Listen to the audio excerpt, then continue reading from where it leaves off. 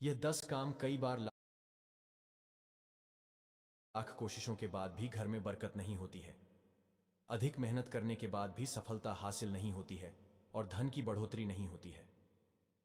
ज्योतिष शास्त्र के अनुसार घर में कई बार नकारात्मक ऊर्जा अधिक होने के कारण या फिर देवी देवता पितरों का आशीर्वाद न होने के कारण भी शारीरिक, मानसिक, आर्थिक और पारिवारिक समस्याओं का सामना करना पड़ता है।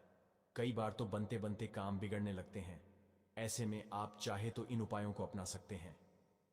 वास्तुशास्त्र के अनुसार इन उपायों को अपनाने से व्यक्ति के घर में सकारात्मक ऊर्जा का प्रवाह बढ़ जाता है। इसके साथ ही सुख, समृद्धि, धन संपदा की प्राप्ति होती है। आइए जानते हैं कि बरकत पाने के लिए रोजाना कौन से 10 काम जरूर करना चाहिए। वीडियो शुरू करने से पहले माता लक्ष्मी के सच्चे भक्त द संध्या वॉइस चैनल को अभी सब्सक्राइब कर लें। नंबर 1, किसी भी मांगलिक या फिर शुभ काम में कपूर का विशेष महत्व है।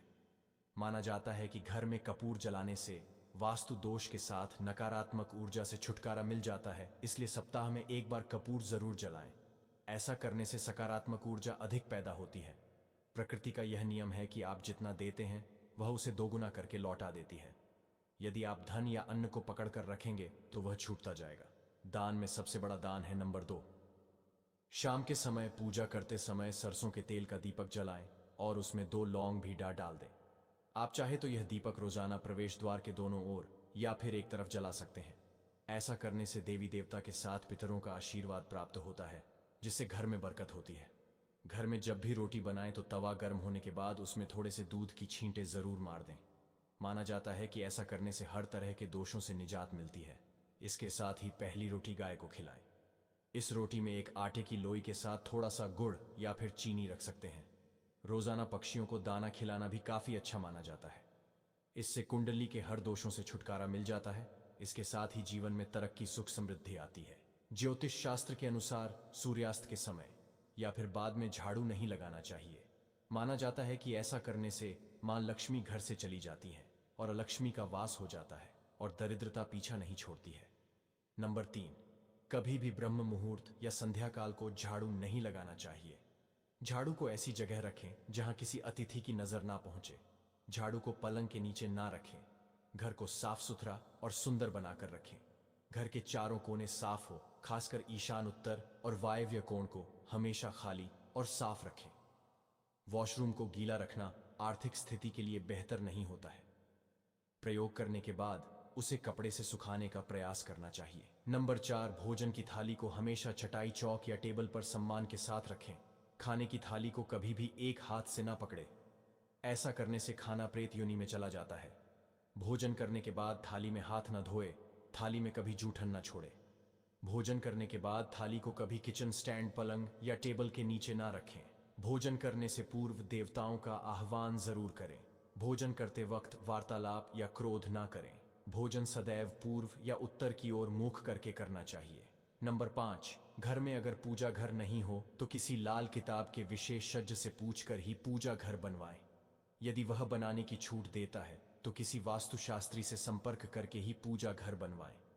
ऐसा इसलिए लिखना पड़ रहा है क्योंकि किसी की कुंडली के अनुसार घर में पूजा घर रखना नुकसानदायक होता है। किसी देवी देवता की एक से ज्यादा मूर्ति या तस्वीर ना रखें। पूजा घर के अलावा देवी या देवता की मूर्ति या चित्र घर के अन्य किसी हिस्से में ना लगाएं। किसी भी देवता की 2 तस्वीरें ऐसे ना लगाएं कि उनका मुंह आमने सामने हो। देवी देवताओं की तस्वीर कभी नैऋत्य कोण में ना लगाएं, वरना कोर्ट कचहरी के मामलों में फंसने की पूरी आशंका रहती है। तिजोरी में हल्दी की कुछ गांठ एक पीले वस्त्र में बांध कर रखें।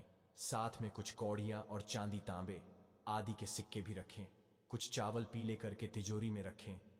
तिजोरी में इत्र की शीशी, चंदन की बत्ती या अगरबत्ती का पैकेट भी रख सकते हैं, जिससे उसमें सुगंध बनी रहेगी। घर में देवी देवताओं पर चढ़ाए गए फूल या हार के सूख जाने पर भी उन्हें घर में रखना अलाभका होता है। नंबर 6, मां लक्ष्मी और कुबेर देव की कृपा हासिल करने के लिए अपने तिजोरी या पर्स में 3 सिक्के रखें। घर के मंदिर में लाल रिबन से 3 सिक्के बांधकर भी लटका सकते हैं। ऐसा करने से भाग्य बढ़ता है और हर परेशानियों से छुटकारा मिलता है।